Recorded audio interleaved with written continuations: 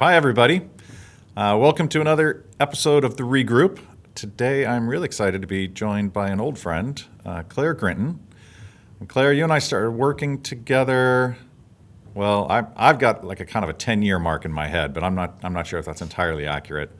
But back at Essence in San Francisco. And when I knew you back then, I think you had different roles actually, but a strategist, a planner. I think you worked on the creative department. I was sad to see you go to London, but happy to see you stay, of course, within the family. And now I understand you're working at the intersection of technology and creative and media. I kind of wondered how you got from there to here, and tell us a little bit about the journey. Yeah, I think for my own personal development and to become a more holistic marketer, I wanted to make sure that I was equally versed in the creative side, which is kind of the background that I come from, working as a strategist at creative agencies, and the media side. I really cut my teeth in media at Essence, and it's just been in the past couple of years that I've really been able to bring those two sides of my career together to, use data and technology to create more robust experiences for the brands I'm supporting and for the consumers that they're looking to reach. My personal development is mirrored in the needs of the industry, needing to see creative and media coming closer together. Yeah, it's interesting. I just met with one of our really senior clients who said, basically what you're saying, and I've heard it a lot recently, is that as we're investing in new media platforms or things like TikTok or Snapchat, and the creative's obviously so bespoke for these platforms, that we have to think about not only platform-based media, but platform-based creative and how these things come together. And the technology, I would imagine, must act a lot like the creative brief at that point. It sort of sets the context for what the creative's going to look like. Absolutely. And I think that's the value of us bringing this creative expertise into a media environment, because we're able to identify creative best practices that are bespoke for a platform, bespoke for a publisher in some instances, and allows us to take most advantage of the media technologies and strategies that we're implementing. I've sat in briefs where we go, well, what if we could do this? What if we could reflect the context that they're in right now? But ultimately, in order to create those experiences, you need to have coordination between the media and the creative agencies. So all those what if questions, suddenly we can answer them so long as we're speaking the same language. And not only do we actually get to support our clients creatively that way, but operationally it's much better for them, because normally they're looking to coordinate efforts across multiple agencies. So the more we can speak each other's language, the easier it is for them to actually create those holistic campaigns that actually drive in-market performance and brand growth. So do you think the 60-second ad has its place still? Absolutely, but it's one of many different levers that we might want to pull. We definitely know in COVID times that we've seen a lot of linear TV viewing, but we're actually seeing incremental reach from things like digital video and some of the digital platforms. So absolutely, it's a great reach driver. It's a great platform to tell deeper stories. 60 seconds is obviously much better than 6 seconds if you're trying to tell a deep narrative. But it has limitations as well as to how relevant that content can be with an individual or a subsegment of your audience. Yeah. Well, we've seen a lot with these platforms, getting back to the idea of technology and creative coming together. Obviously TikTok and different types of ownerships and real concerns around privacy and data and ethics. It's always been something I know Essence has stood for, back to its founding days, and something we feel very strongly about at GroupM. And we talk about making advertising work better for people.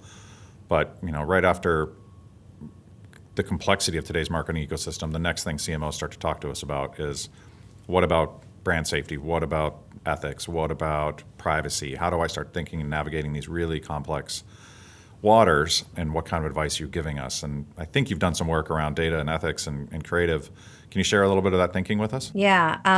The first one you mentioned was around brand safety. And one of the projects that we've been working on around brand safety and privacy in general is a project called Pegasus, where we're able to basically understand the context in which someone is viewing an ad and use that as the means of personalizing that ad. So effectively creating personalized ads without using personalized data, or personal data rather.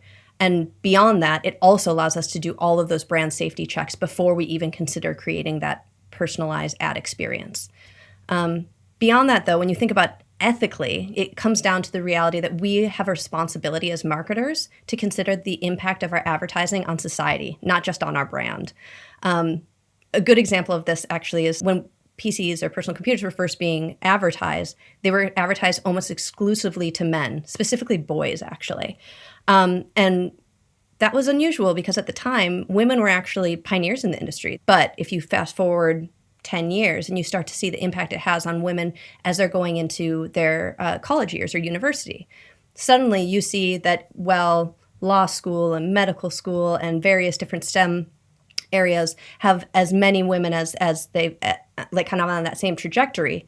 You see computer science and computer engineering completely drop off. And the reason for that is by the time women were getting into those programs, they had all the excitement and all the energy and enthusiasm for it, but they hadn't had the exposure through PCs in their home. And ultimately, it meant that they felt that they were already behind their peers and were dropping out at significant rates. That's a pretty big example of a way that an ad or industry can influence society. But we actually do that on the day-to-day all the time. Think about when we're optimizing our campaigns. Do we really think about the implications of optimizing towards men, for example, in B2B? This is something we see a lot of times in the B2B space. We have a tendency to over-index towards male audiences. And in doing so, not only do we potentially reinforce the idea that men are business owners or men are business leaders, but it also means that we're losing the opportunity to engage an audience that is growing and quite possibly not being targeted by some of our competitors. At the end of the day, we have to figure out, are we going to challenge a stereotype or are we going to reinforce it? And I think we have a tendency to assume that someone else is making that consideration. Are the platforms going to determine if it's fair to target someone based on their political beliefs in this way or that way? Is it the advertiser's responsibility? Is it the user who's receiving those messages' responsibility to evaluate the veracity of those messages? We don't really necessarily have an answer for those things yet. But what we can do as people who work within the industry is set our own standard.